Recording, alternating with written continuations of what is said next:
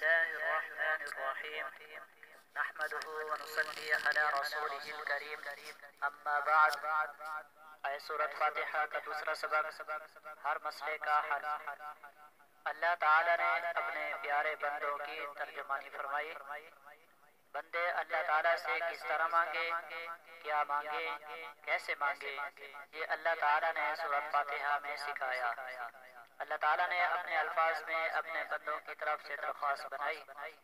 اب یہ کلام اللہ تعالیٰ کا ہے اور اس میں درخواست بندوں کی طرف سے ہے۔ اللہ اکبر! یہ امت پر اللہ تعالیٰ کا کتنا عظیم احسان ہے۔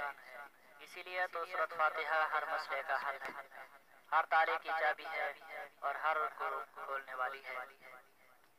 اگر دین کا کام کرنے والے لوگ خاص طور پر مجاہدین اسلام اس سورۃ مبارکہ کو اپنائیں تو ان کا کام بے حد آسان اور نافع ہو جائے۔ 3 بار درود شریف، 3 بار فاتحہ، 3 بار سورۃ اخلاص، 3 بار درود شریف، پھر دعا مانگے، مدد مانگے، حیرت انگیز نتائج سامنے آئیں گے انشاءاللہ۔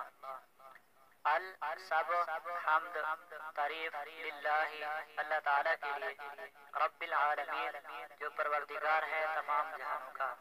حضرت شاہ عبد القادر رحمۃ اللہ علیہ لکھتے ہیں یہ سورت اللہ تعالیٰ نے بندوں کی زبان سے فرمائی کہ اس طرح کہا کریں، یعنی یہ سورت رب العالمین نے اپنے بندوں کی زبان سے فرمائی کہ ان الفاظ میں اپنے خالق و رازق سے دعا مانگا کریں۔ کسی نے حضرت سید احمد شہید رحمۃ اللہ علیہ سے رزق کی تنگی کا شکوہ کیا اور وظیفہ چاہا تو فرمایا روز 100 بار سورۃ فاتحہ پڑھا کرو۔ اللہ اکبر، والسلام۔